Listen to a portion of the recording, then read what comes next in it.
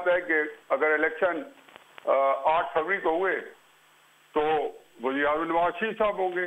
ये वो तब कहा था मैंने आपको जब अभी इंग्लैंड में थे, मैंने कहा जी वो बतौर वज़ीर आज़म वापस आएंगे। अभी वो पाकिस्तान नहीं आए थे, मैंने कॉलम लिखा था कि नवाज शरीफ की बतौर वज़ीर आज़म वापसी। तो मेरे लिए तो कोई इतनी ना चंबे की बात है ना हैरत की बात है। भट्टी साहब ने एक फिक्रा मेरे नाम से बड़ा खूबसूरत कहा है, मुझे बड़ी खुशी हुई कि पहले 8-9 साल की मेहनत इस का काम आ गई है। पहली दफा उनको मेरा वो फिक्रा पसंद आया है। और उसके साथ में आज उसी से अपना एक दूसरा फिक्र है जो आज के मैंने कॉलम में लिखा है वो मैं जोड़ता हूँ। और मेरे ख्याल मैंने कॉलम में ये लिखा है कि नवाज शरीफ साहब जो है वो उनका इलेक्शन कैंपेन ना चलाना और वजीर आजम ना बनना जो है वो समझ में आता है। वो उसके लिए कोई रिलेक्टेंट है, वो मुतज़ब्ज़ब है। उनका जो तज़ब्ज़ुब है वो मुझे समझ में आता है कि वो क्यों है, क्योंकि वो समझता है कि ये मुझे समझ आती है कि ये फूलों की सेज नहीं है, ये कांटों का एक पूरा सफर है जो उनको तय करना है। ये शहादत गए उल्फत में कदम रखना है। देखिए चंद चीजें मैं बड़ा क्लियर कर दूं।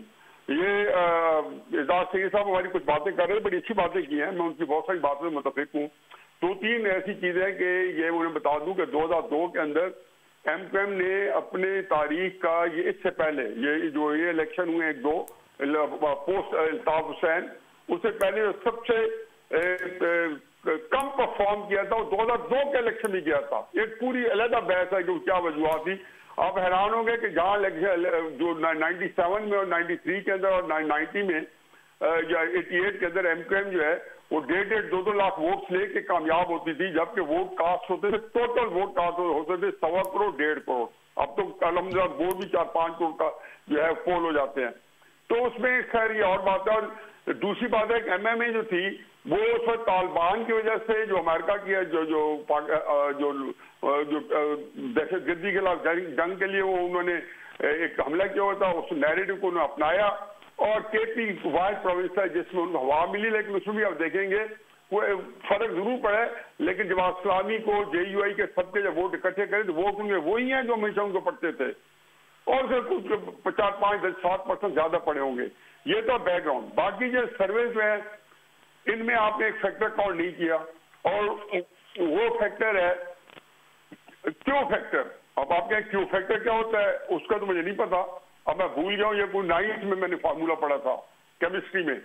तो क्यों फैक्टर जो वो आपने सर्वे वालों ने कैलकुलेट नहीं किया होगा, और इंशाअल्लाह क्यों फैक्टर जो है वो 8 फरवरी को उसी तरह मुतहर्रिक होगा जिस तरीके से 25 जुलाई 2018 के अंदर जिस तरीके से वो एक्टिव हुआ था।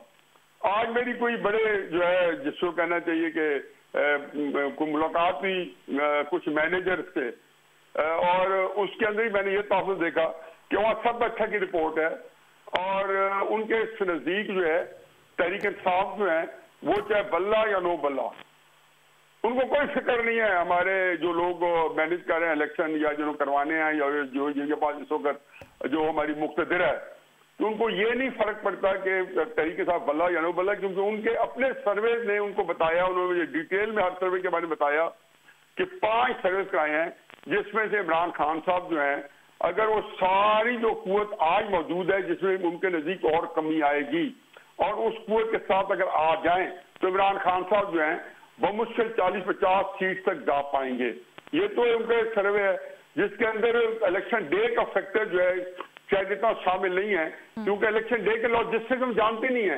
तहरीक इंसाफ के पास एक एडवांटेज है और एक इंतहाई बड़ा उसका शॉर्ट कमिंग है। एडवांटेज ये है कि वाहिद पार्टी है जो कि 10 अप्रैल 2022 से उन्होंने अपनी इलेक्शन कैंपेन शुरू कर रखी है।